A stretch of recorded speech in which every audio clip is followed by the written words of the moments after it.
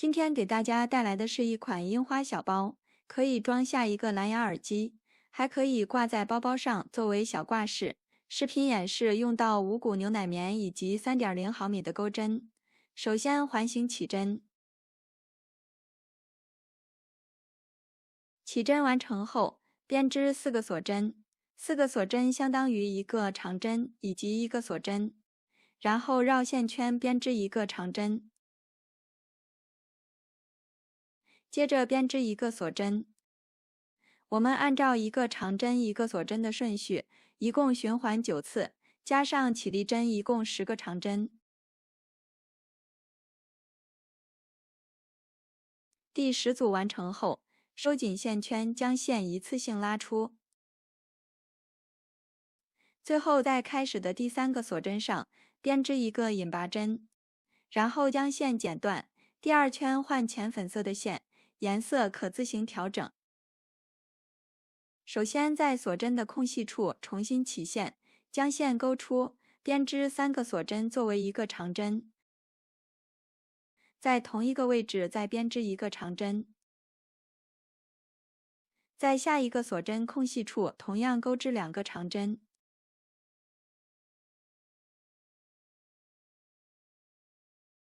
这一圈一共增加10针，在每一个锁针空隙处各编织2个长针，一共钩织20个长针。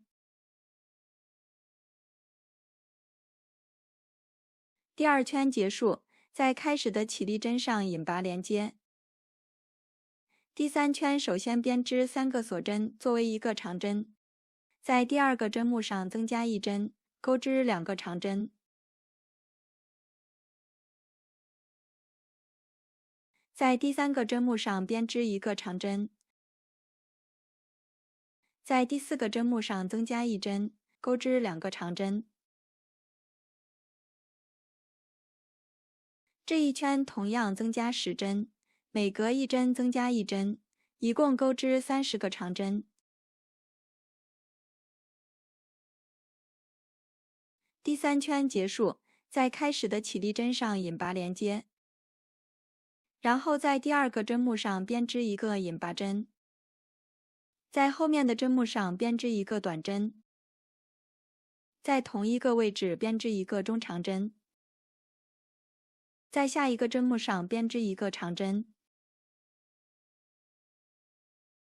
在同一个位置编织1个长针，在后面的针目上编织1个长针，在同一个位置编织1个长针，在下一个针目上编织1个中长针，在同一个位置编织1个短针，在后面的针目上编织1个引拔针。前面这里就是第1组花样，后面重复操作，一共循环5次。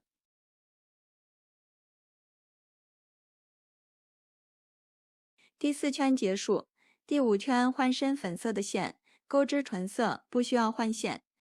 首先在第2圈的第1个长针上编织1个外钩长针，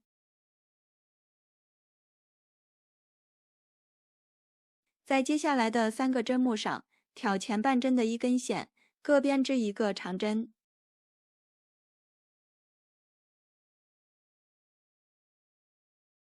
3针结束，下一针编织1个中长针，然后编织2个锁针，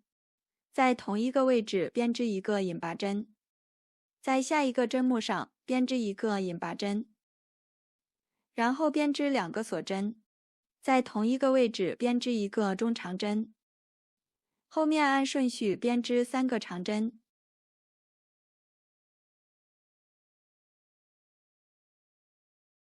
3针结束，下一针编织1个引拔针。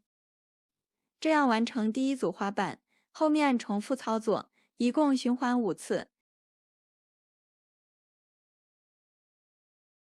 第5圈结束，在第1个长针上编织1个引拔针，然后编织7个锁针，返回开始的位置编织1个引拔针，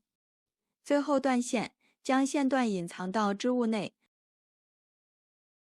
我们按照相同的方法钩织2个花片，第2个花片的锁链钩长一些，下面将2个织片的背面合并，将边缘拼接起来。在第4圈剩余的后半针上挑线，利用卷线缝合的方式，将其中的3个花瓣拼接固定。